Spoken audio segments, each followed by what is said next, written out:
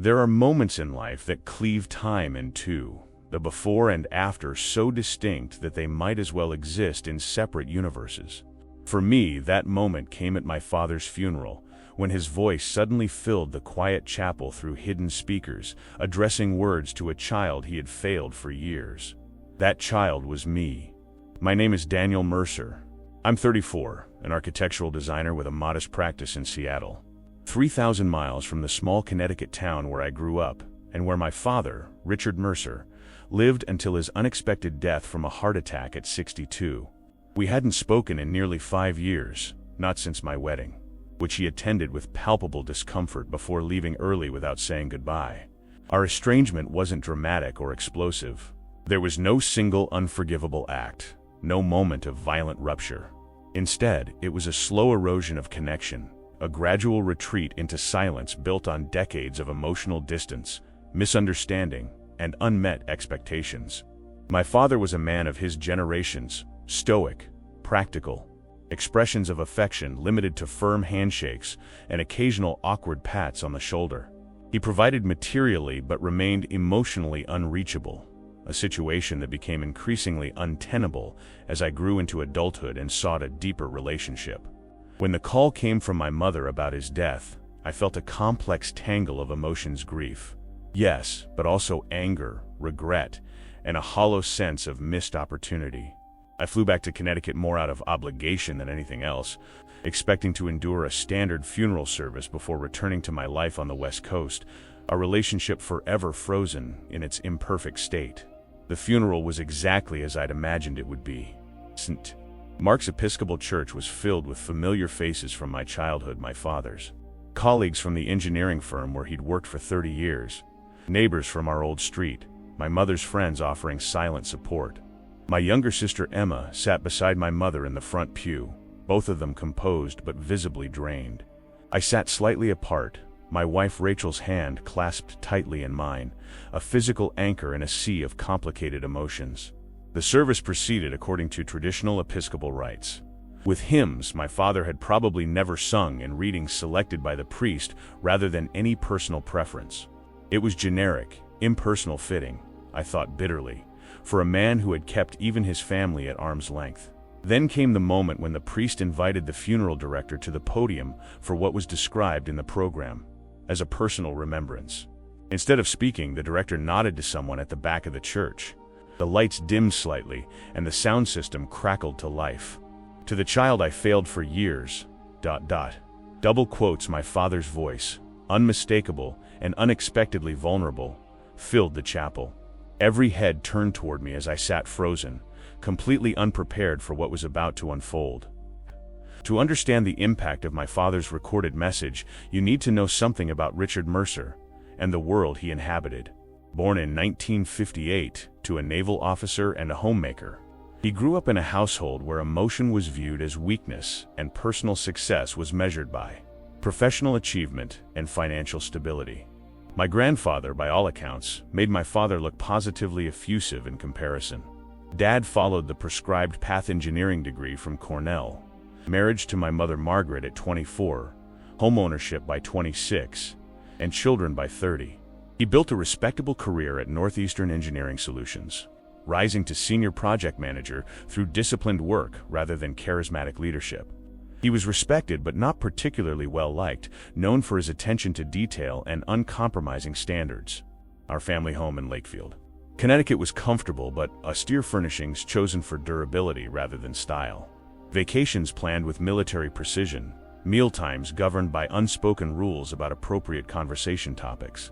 My mother, a high school English teacher with a naturally warm disposition, provided the emotional dimension that our home would have otherwise lacked. She was the translator between my father and his children, trying to help each side understand the other with limited success. My sister Emma, 5 years younger than me, seemed to navigate this emotional landscape more effectively than I did. Where I constantly pushed for more connection, more understanding, more acknowledgement, Emma accepted what was offered and found her own paths to fulfillment.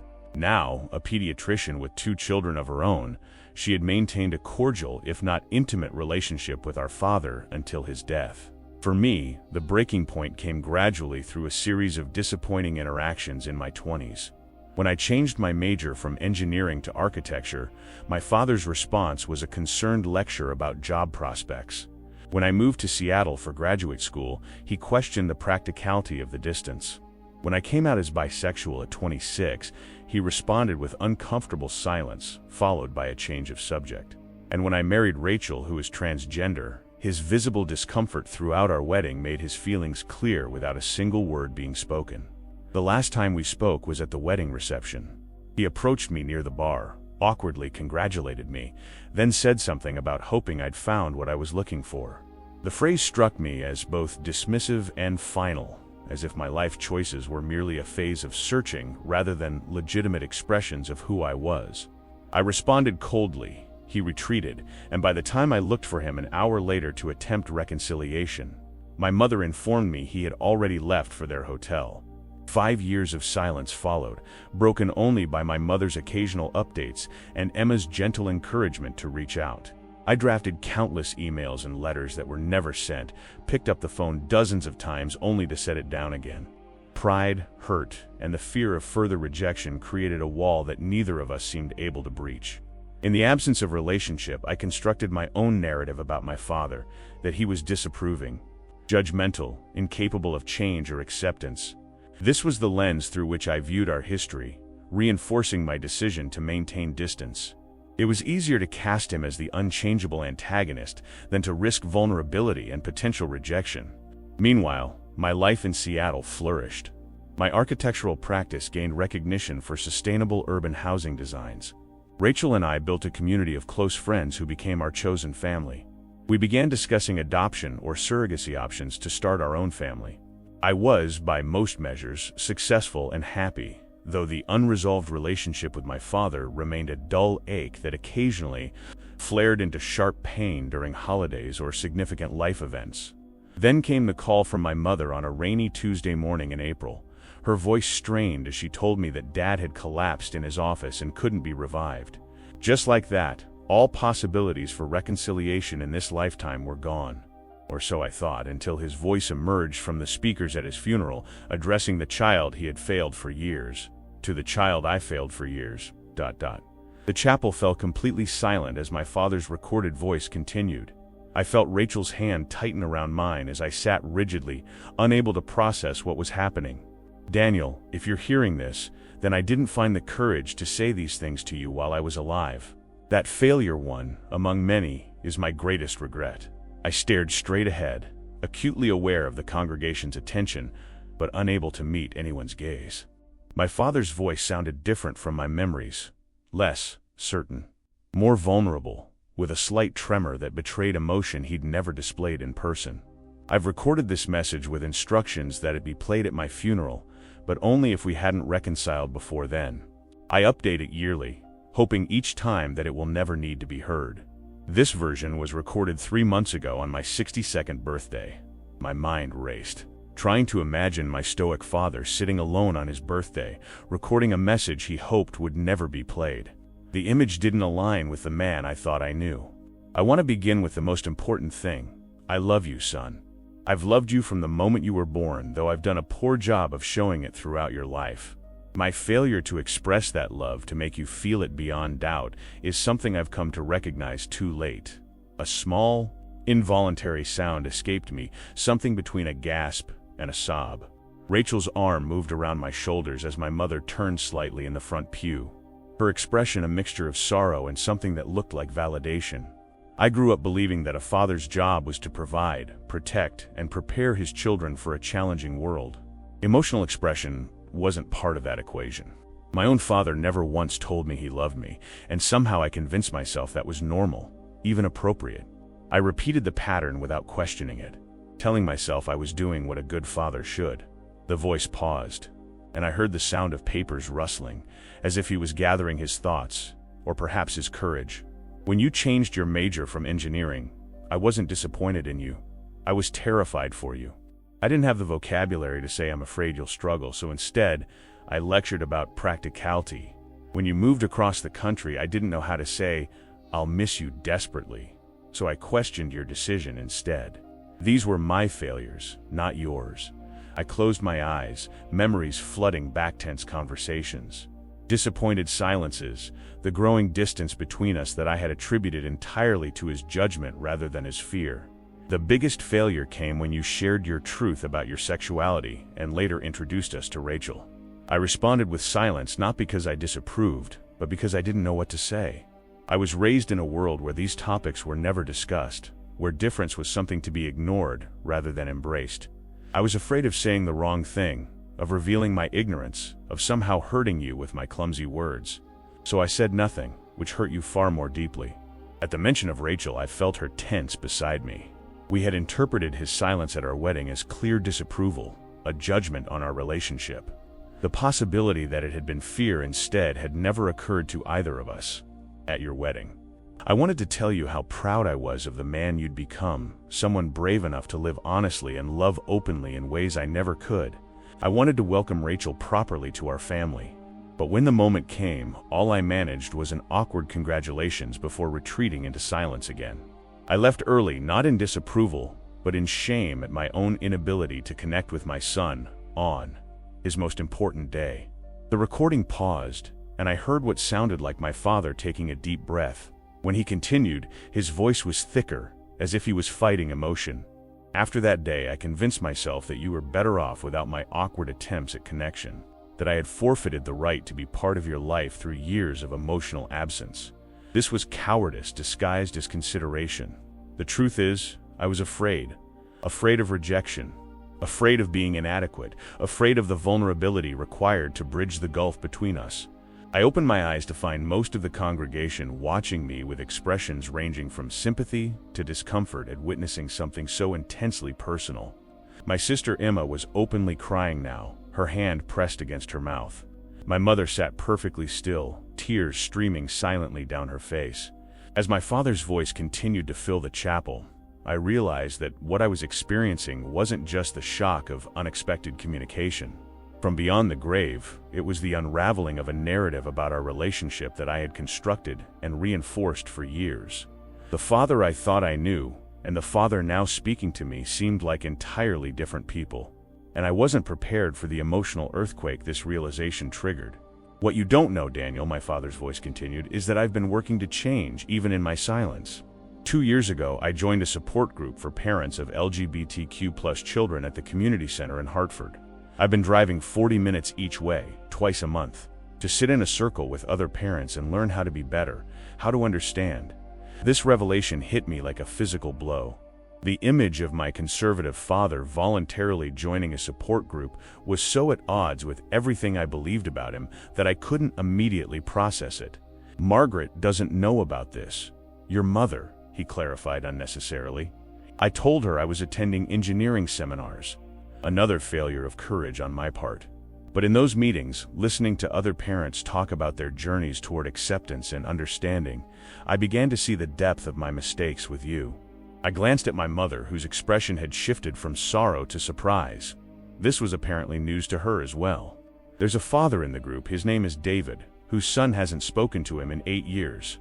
Every meeting he shares his latest unanswered letter, his latest attempt at reconciliation. I recognized myself in his pain, in his regret. I began to understand that my silence wasn't protecting you, it was protecting me, at your expense. The recording paused again, and I heard what sounded like my father moving around, perhaps pacing as he often did when processing difficult thoughts.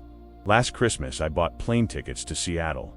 I had this whole plan to show up at your office with no warning, to force a conversation I should have initiated years earlier. I even practiced what I would say with my group. But when the day came to book the car rental, I froze. What right did I have to insert myself into your life without invitation? What if my presence caused more pain than healing? The tickets went unused. Another failure. Rachel leaned closer to whisper, "He was going to come to us?" Her voice held the same disbelief I was feeling. In all our imagined scenarios about potential reconciliation, we had never considered that my father might have been contemplating the same thing from his side. What you also don't know is that I've followed your career from afar.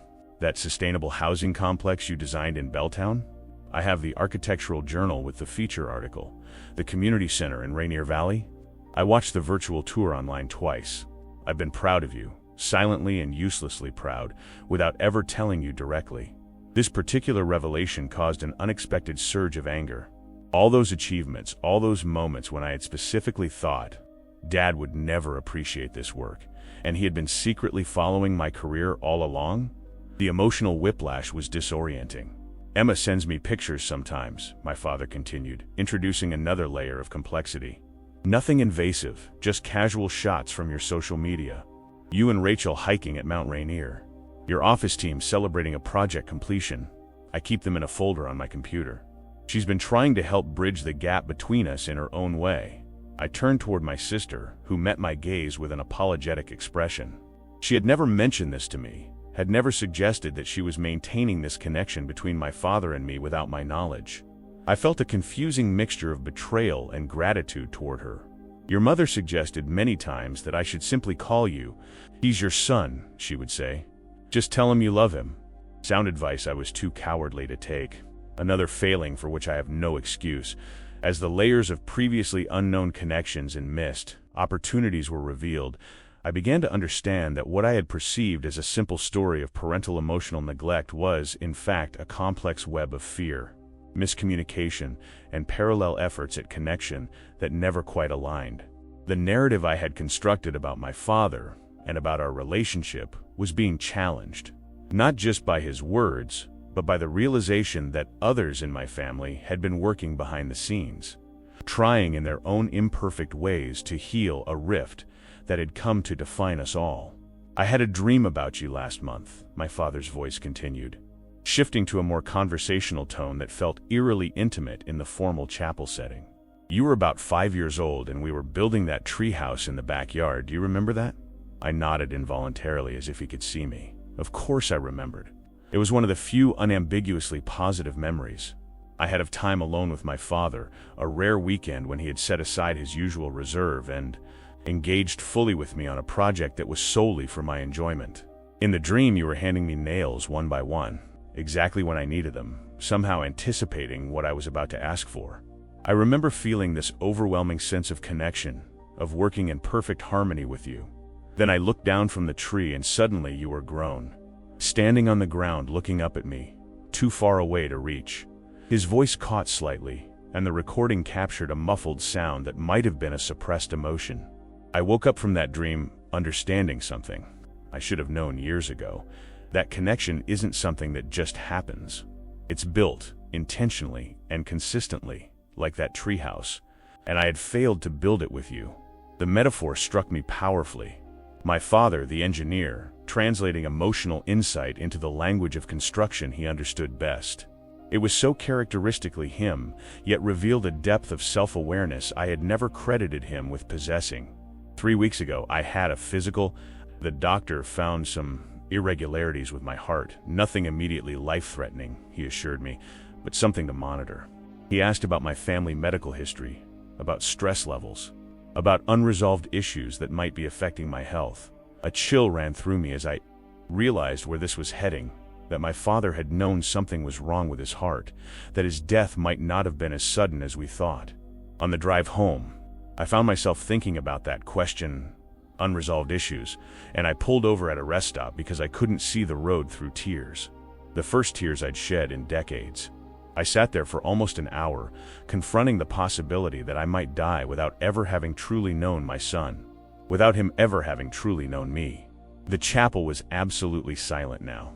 The collective breathing of the congregation seemingly suspended as my father's voice narrated the beginning of what would be his final chapter. I decided, sitting there in that rest stop parking lot, that I would come to Seattle in June. No more excuses, no more fear. I would show up and say these things to your face, however awkwardly, however imperfectly. I even called Emma that evening to tell her my plan, to ask for your work address. June seemed like enough time to prepare, to rehearse, to gather my courage. I glanced at Emma again, who nodded slightly, confirming this part of the story. June was still 2 months away. He had run out of time before finding the courage he sought. So if you're hearing this recording, it means I waited too long. That my heart, literally or figuratively, gave out before I could make things right between us. And for that, my final failure, I can only ask for a forgiveness I haven't earned. There was a long pause in the recording, and I thought perhaps it had ended, but then his voice returned, softer now, more deliberate. "I've left something for you with Margaret. A collection of letters I've written over the years but never sent, journals I've kept, thoughts I couldn't express directly. They're not a substitute for the conversations we should have had, but they're all I have left to offer. A way for you to know the Father who existed beyond the silence, beyond the distance. A Father who loved you imperfectly but completely." Another pause, longer this time, filled with the sound of what I now recognized clearly as muffled crying. My father, who I had never seen shed a tear, had wept while recording this message. "Daniel, if there's anything I can leave you with, any final wisdom from a man who got so much wrong, it's this. Don't wait. Whatever walls exist between you and those you love, don't wait to break them down." I told myself I had time, that there would be a better moment, that I needed to find the right words first. Now my time is up, and all I have are these imperfect recorded words instead of the embrace I should have offered years ago. His voice steadied for what was clearly intended as his conclusion. "I love you, son. I've always loved you. And I'm so deeply sorry that I failed to make sure you knew that beyond any doubt. Please forgive me if you can." The recording ended, leaving a silence so profound it seemed to have physical weight. For several moments, no one moved or spoke. Then the funeral director stepped forward, seemingly unsure how to proceed after such an unprecedented moment. Before he could speak, I found myself standing, though I had no conscious memory of deciding to do so. Without a word, I walked out of the pew, past Rachel's concerned face, past the surprised funeral director, and directly to the front of the chapel, where a large framed photograph of my father stood beside his casket. I stared at the image, a formal portrait taken for his company website, showing him in a suit with the reserved, slightly stern expression I knew so well. But now I was looking at it with new eyes, seeing beyond the facade to the man who had sat alone on his birthday, recording a message he hoped would never be needed. The man who had followed my career from afar with silent pride. The man who had wept in a rest stop parking lot over the relationship he hadn't known how to build. In that moment, standing before his photograph in his casket, I experienced a profound shift in perception, a reframing of our entire relationship that would alter not just my memories of the past, but my understanding of myself. The narrative I had constructed about my emotionally unavailable, judgmental father collapsed entirely, replaced by something far more complex and human. The simple act of truly seeing him, perhaps for the first time, became the turning point that would shape everything that followed. The remainder of the funeral passed in a blur. I returned to my seat beside Rachel, who held me as quiet sobs finally broke through my shock. The priest offered a concluding prayer. We sang a final hymn. And then it was time for the pallbearers, myself included, to carry my father's casket to the waiting hearse. As we gathered outside the church, people approached me with a new kind of hesitancy, clearly unsure what to say after witnessing such a raw and private moment. Some simply squeezed my arm or shoulder. Others murmured generic condolences, while a few brave souls acknowledged what had happened. "Your father spoke about you often at work," said a silver-haired man who introduced himself as my father's department head. "Always with pride, though I gather he never told you that directly. He called me last month to ask about Seattle," offered another colleague. "Wanted recommendations for places to stay near the university district. Said he was planning a surprise visit to see his son." Each of these small revelations landed like aftershocks, continuing to reshape the landscape of my understanding. The father these people knew seemed to exist in parallel to the one I had experienced, same physical presence, but with emotional dimensions I had never accessed. At the cemetery, as we gathered for the interment, my mother pressed a small key into my palm. "For the safe deposit box," she whispered, "the letters he mentioned. There are dozens of them, Daniel. Years worth." The thought of these unread letters, tangible evidence of my father's inner life that had been completely hidden from me, was overwhelming. I clutched the key tightly, feeling its edges press into my skin, a physical anchor in a moment when everything else seemed to be shifting beneath my feet. After the burial, a smaller group gathered at my mother's house, now just her house, for the reception. As people filled plates with casseroles and sandwiches delivered by church members, I found myself in the study that had been my father's domain throughout my childhood. The room still held his presence. Strongly engineering textbooks lined the shelves. Technical journals stacked neatly on the desk, a framed certificate from the American Society of Civil Engineers hanging on the wall. Rachel found me there, standing by the desk, holding a paperweight I remembered from my youth, a clear sphere, containing a perfectly preserved dandelion. "You okay?" she asked softly, closing the door behind her to give us privacy from the murmur of conversation in the living room. "I don't know what I am," I admitted. "It's like I'm grieving two fathers simultaneously. The one I thought I knew and resented, and this other one I never got to meet but might have loved." She nodded, understanding without needing further explanation. After 8 years together, she had heard every iteration of my complicated feelings about my father. "Your mom says there's a support group meeting tonight," she said. "The one your dad attended. They've invited you to come if you want. No pressure." The thought of sitting in the circle my father had joined in secret, of meeting the people who had known this hidden side of him, was both terrifying and compelling. These strangers might hold pieces of my father that his own son had never glimpsed. "David will be there," Rachel added gently. "The father your dad mentioned, with the estranged son." The parallel was not lost on me. This man who had shared his pain with my father, whose situation had helped my dad recognize his own mistakes. There was a symmetry there that felt significant. Emma appeared in the doorway, her eyes still red from crying. "I should have told you," she said without preamble. "About sending him the pictures, about his plan to visit. I just... I kept hoping he'd find the courage himself, that it would mean more coming directly from him." I looked at my sister, 5 years younger but somehow wiser in many ways about family dynamics, and felt the anger I might have expected give way to something softer. "You were trying to build a bridge," I said. "We all did what we thought was right." As the three of us stood in my father's study, surrounded by the artifacts of his external life, while only beginning to glimpse his internal one, I made a decision that would shape the months to come. I would attend the support group meeting that night. I would read every letter in that safe deposit box. I would piece together the father I never knew while coming to terms with the one I thought I did. The process would not be linear or simple. Grief never is, especially grief complicated by revelation and regret. But in that moment, I committed to the journey, whatever emotional terrain it might require me to navigate.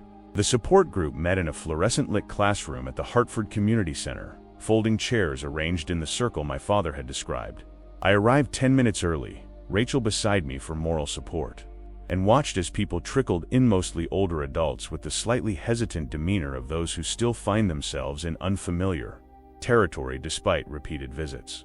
The facilitator, a gentle-voiced woman named Diane, introduced me simply as Richard's son, allowing me to share as much or as little as I felt comfortable with. I hadn't planned to speak at all, intending only to observe this world my father had secretly inhabited. But when the circle reached David, identifiable from my father's description as the man with the estranged son, something compelled me to break my silence. "My father mentioned you in his recording," I said, my voice unsteady. "He said he saw himself in your situation." David, a weathered man in his 70s with kind eyes and work-roughened hands, studied me for a long moment. "He talked about you every meeting," he finally said. "Brought in pictures of your buildings, articles about your work. Worried constantly that he'd left it too late to make things right." Others in the group nodded, sharing their own memories of my father, how he had started attending in silence, gradually opening up over months, how he had helped another parent draft a letter to their child, how he had brought cookies from my mother's favorite bakery to the Christmas meeting without ever revealing they were her recipe. The last time he was here, 2 weeks ago, he showed us the confirmation for his flight to Seattle, offered a woman named Patricia. June 17th. He was nervous but determined. I closed my eyes briefly, absorbing this concrete evidence of his intentions. A confirmed flight, an actual date. He really had been coming. Over the weeks that followed, I took a leave of absence from my architectural practice and remained in Connecticut, extending what had been planned as a brief visit for the funeral into a more substantial stay. Each day, I read a few of the letters from the safe deposit box, unable to process more than small doses of my father's unfiltered thoughts and feelings. The earliest letters dated back to my college years, awkward attempts at bridging a gap that was already forming. They grew more reflective and self-aware over time, especially in the last 5 years since my wedding.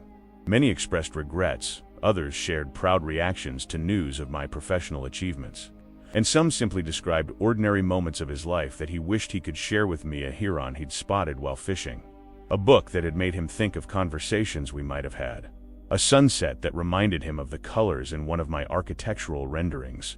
Reading these letters was like assembling a jigsaw puzzle of a man I had never fully seen, each piece revealing another aspect of his interior life that had been invisible to me. The father who emerged from these pages was thoughtful, observant, emotionally complex, and profoundly aware of his own failings as a parent. I drove past the elementary school today and saw a father teaching his young son to ride a bicycle. He wrote in one letter from 2 years earlier. The patience in his voice as the boy struggled. The genuine celebration when he succeeded. I wondered if I had ever given you that experience of being truly seen and supported in your efforts. I fear I was so focused on the destination, raising you to be successful, that I missed the journey of simply being your father. Alongside this process of discovery through his writings, I began having long conversations with my mother and sister about our family. Dynamics discussions that would have been impossible before my father's recorded message broke open the carefully maintained silence around our relationships. He changed after your wedding, my mother revealed during one such conversation. Came home and locked himself in his study for hours. When he finally emerged, his eyes were red, though he denied he'd been crying. He started asking questions about you and Rachel, tentative at first, then more direct. Wanted to understand things he'd never bothered to learn about before. Emma shared her perspective as well. I was angry. With you for a while, she admitted, for cutting him off when he seemed to be trying in his own limited way to understand. But I also understood why you needed that distance. You were protecting yourself and Rachel from more hurt. These conversations weren't easy. They involved confronting family patterns that had shaped all of us in different ways. But they were necessary steps in processing not just my grief over my father's death, but the more complex mourning for the relationship we might have had if either of us had found the courage to break through our mutual silence sooner. 6 weeks after the funeral, Rachel needed to return to Seattle for work, but I wasn't ready to leave Connecticut yet. The distance from my normal life provided space to continue the internal work. I was doing a kind of archaeological excavation of family history and personal identity that couldn't be rushed. Take the time you need, Rachel said as we said goodbye at the airport. Just remember that healing doesn't mean erasing the past hurt. It means integrating it into a more complete understanding. Her words stayed with me as I continued reading my father's letters, attending the support group meetings where he had sought guidance, and even visiting some of his favorite places, the fishing spot by the river, the engineering library at his alma mater, the bench in the town square where he apparently ate lunch every Wednesday for decades. Gradually, something shifted in my grief. The anger I had carried for years began to dissolve. Not because it had been unjustified, but because it no longer served any purpose in the face of a more nuanced understanding of who my father had been, his limitations, his regrets, his unspoken love. The simple narrative I had constructed about our relationship gave way to something messier but more truthful. Two imperfect humans who had failed to connect despite genuine love on both sides. This realization didn't erase the years of emotional absence or the pain it had caused, but it allowed me to hold those experiences alongside a new awareness of my father's inner struggle, his Latin life efforts to change, and the courage it must have taken to record that final message, knowing he might never have the opportunity to express those feelings to me directly. 3 months after my father's funeral, I finally felt ready to return to Seattle. The safe deposit box had been emptied, its contents carefully packed and shipped to my home office.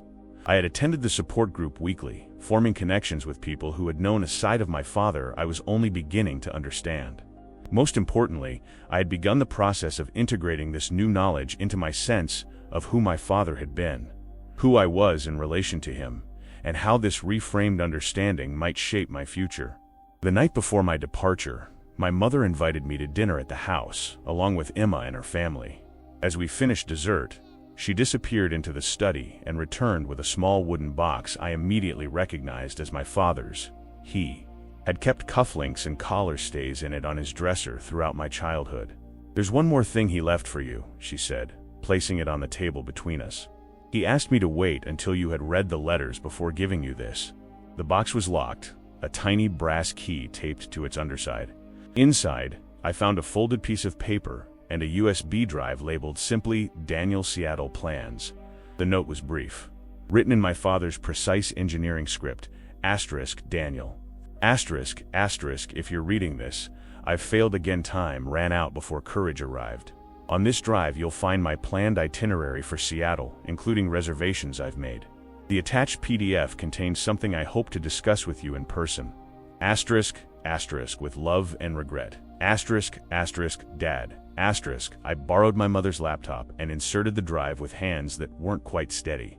The folder contained flight confirmations, a hotel reservation near my office, and a carefully planned schedule that included time blocks simply labeled Daniel if available, spread throughout a week in June. There were also restaurant reservations, including one at the same place where Rachel and I had held our rehearsal dinner, a detail that suggested he had done research beyond just practical logistics. But it was the PDF that caused my breath to catch. Titled Mercer Family Reconciliation Fund, it contained detailed plans for a foundation my father had apparently been establishing before his death, on nonprofit organization dedicated to supporting LGBTQ+ youth and their families, with particular emphasis on programs that helped parents and children rebuild relationships damaged by misunderstanding or rejection. The document included financial projections, organizational structures, and a personal mission statement that read in part, created in recognition of my own failures as a father, and in hope that others might find the courage I lacked to bridge divides before it's too late. According to the paperwork, he had already transferred a significant portion of his retirement savings into an account designated for this purpose, with additional funds to come from his life insurance policy. He had even begun preliminary discussions with a lawyer who specialized in nonprofit establishment, though the foundation wasn't yet formally registered. This wasn't a vague idea or empty gesture. This was a concrete plan that had required extensive thought, research, and financial commitment, tangible evidence of the internal transformation my father had undergone largely in secret. At the bottom of the document, a personal note had been added. Asterisk, Daniel, I hope you might consider being involved in some capacity, but I've structured this so that it can proceed with or without your participation. This isn't meant to burden you with obligation or to posthumously pressure you into forgiveness. It's simply my attempt to create something meaningful from my regrets to help others avoid the mistakes I made with you. Asterisk, as I stared at the screen trying to process this final revelation, my phone chimed with a text from Rachel. Safe travels tomorrow. Home is ready for you whenever you're ready for it. Home. The concept suddenly seemed both simple and profoundly complex. Physical place in Seattle where Rachel waited, but also this emotional territory I had been exploring. This new understanding of my father, and by extension myself. I realized I was bringing something back with me that I hadn't carried when I'd left for the funeral 3 months earlier. Not just grief and memories, but a more complete narrative of where I had come from and how it had shaped me. The next morning, as I prepared to leave for the airport, I made a decision about what to do with my father's final gift, a decision that would honor both the pain of our past and the possibility he had tried to create for the future. 6 months after my father's funeral, I stood at a podium in the Hartford Community Center, looking out at a room filled with faces both familiar and new. Behind me, a projection screen displayed the logo for the Richard Mercer Bridge Foundation, the name, a deliberate reference to both connection and the engineering work that had defined my father's professional life. Thank you all for coming today, I began, my voice steadier than I had expected. Especially those of you from the support group who knew my father during his last years and helped shape his understanding of what family truly means. In the front row sat my mother, Emma and her family, and Rachel, who had flown in from Seattle for this official launch event. David from the support group was there too, now a friend and mentor as I navigated territory he understood all too well.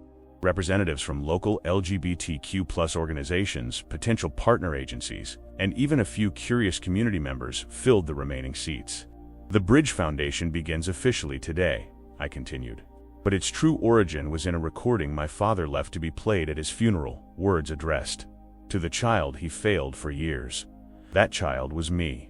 I hadn't planned to share the content of my father's message publicly, but as I worked on developing the foundation over the previous months, I had come to understand that the power of his story, our story, lay precisely in its honesty about failure, regret, and the possibility of transformation, even when it comes too late for direct reconciliation.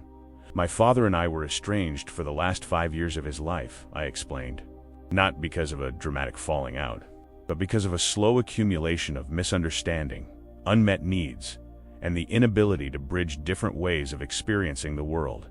I'm gay, my wife is transgender, and my father came from a generation and background that didn't equip him to engage with these realities. Comfortably, I glanced at Rachel, who nodded encouragingly.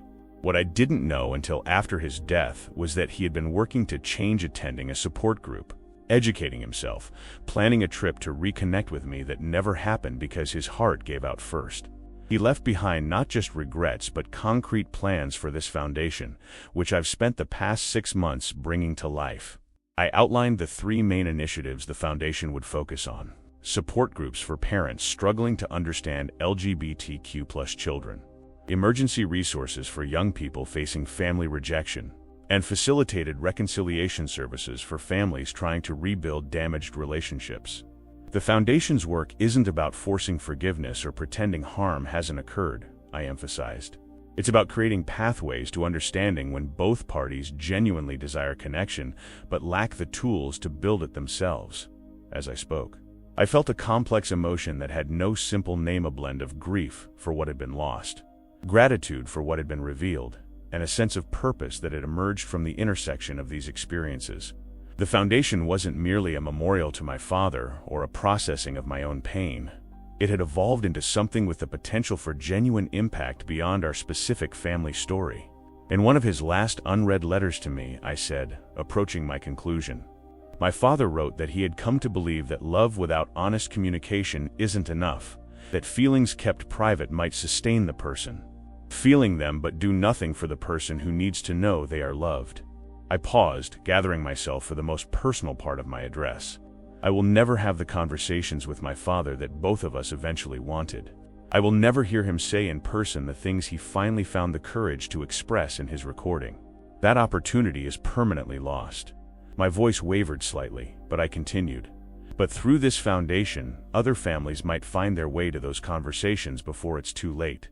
Other parents might gain the tools and courage my father sought too late in his life. Other children might hear directly what I only learned after my father was gone, that they are loved, valued, and accepted exactly as they are. I looked around the room, at this community that had formed around a vision my father had conceived but wouldn't live to see realized. The tagline for the Bridge Foundation is because tomorrow isn't guaranteed. This isn't just a reference to my father's unexpected death, but a call to action to speak truth today, to reach for understanding now, to build connections while we still can. This is my father's final gift, not just to me, but to anyone who has ever stood on one side of a seemingly unbridgeable divide, wishing for a way across. As I concluded my remarks and opened the floor for questions, I realized that something profound had shifted within me. The recording that had begun with "To the child I failed for years" had initiated a journey that had transformed not only my understanding of my father, but my relationship with my own past and future. My father's posthumous vulnerability, his willingness to acknowledge failure and express regret, had created an opening for healing that no amount of explained absence or justified hurt could have accomplished. In his final communication, he had given me not just words, but a model for authentic connection that would shape my work, my relationships, and my understanding of what it means to truly love another person, imperfectly but completely. 1 year after the launch of the Richard Mercer Bridge Foundation, I sat in my Seattle home office reviewing quarterly reports. The foundation had exceeded our initial projections, establishing support groups in 3 Connecticut cities and beginning to expand into neighboring states. The facilitated reconciliation program had successfully worked with 15 families, while emergency resources had been provided to over 50 young people facing crisis situations with their families. Rachel entered with coffee, placing a cup beside my keyboard before settling into the chair across from my desk. "Letter day?" she asked, noticing the wooden box that held my father's correspondence open nearby. I nodded. Anniversary reaction, I guess. We had learned that term in a grief support group, the tendency for emotions to resurface around significant dates related to loss. The foundation's success had become intertwined with my grieving process, each milestone simultaneously a step forward and a reminder of what my father would never see. "Which one are you reading?" "The one for my 29th birthday, I said, "where he talks about the fishing trip when I was 12. She smiled, familiar with the letter. It described a day. I had only vague memories of an unsuccessful fishing expedition where we caught nothing but ended up getting ice cream as consolation. In my father's retelling, it had been one of his most treasured memories. A rare day when he felt he had briefly managed to be the father he wanted to be rather than the distant provider he usually was. "I've been thinking about what he wrote at the end," I said, finding the passage. I've never been good at saying what matters while it still matters. This is my attempt to change that, even if these words remain unsent. He would be proud of what you've built," Rachel said softly. "The foundation, that too. But I meant the understanding, the way you've integrated who he was trying to become with who he actually was for most of your life, not erasing the hurt but allowing it to exist alongside the love." Her observation captured exactly what the past year had been about, not just establishing a nonprofit organization but doing the internal work of holding seemingly contradictory truths simultaneously. My father had failed me in significant ways, and he had loved me deeply. He had caused real pain through his emotional absence, and he had been working to change before he died. These weren't opposing narratives, but complementary parts of a complete picture I was still learning to see clearly. Later that evening, as Rachel and I walked along the waterfront near our home, I found myself thinking about cycles of communication and silence. How patterns established in one generation often replicate in the next, unless consciously interrupted. "If we decide to move forward with adoption," I said, giving voice to discussions we'd been having recently about starting a family, "I want to be the kind of parent who says the important things out loud, consistently, even when it's difficult." Rachel squeezed my hand. "Your father's last message is becoming your first principle." She was right. From my father's final recorded words, "To the child I failed for years," had emerged not just a foundation bearing his name, but a personal commitment to a different kind of relationship with the next generation. His posthumous courage had created the possibility for a new family narrative, one where love would not remain unspoken, where connection would be actively built rather than assumed, where the mistakes of the past could inform rather than dictate the possibilities of the future. In this way, my father's voice continued to echo forward, transformed from regret into potential, from ending into beginning. On what would have been my father's 65th birthday, I placed a small model of the Foundation's newest project on his grave, a community center with dedicated space for family counseling and reconciliation services. The building's design incorporated elements of bridges throughout in the arched entryways, the connecting walkways between sections, the flow of spaces from private to communal. "We're building bridges, Dad," I said quietly. "Not just for others, but within myself too. Thank you for showing me how to start. Even if you couldn't finish the journey yourself, thank you for experiencing at my father's funeral." His recorded voice began. "To the child I failed for years, ... single quotes. If this story about posthumous reconciliation and transforming regret into purpose resonated with you, I'd love to hear your thoughts in the comments. Have you ever received unexpected understanding after losing someone? Or perhaps you're considering how to bridge divides in your own relationships before it's too late. Share your reflections because, as Daniel learned, tomorrow truly isn't guaranteed, and the conversations we postpone may become the regrets we can't resolve.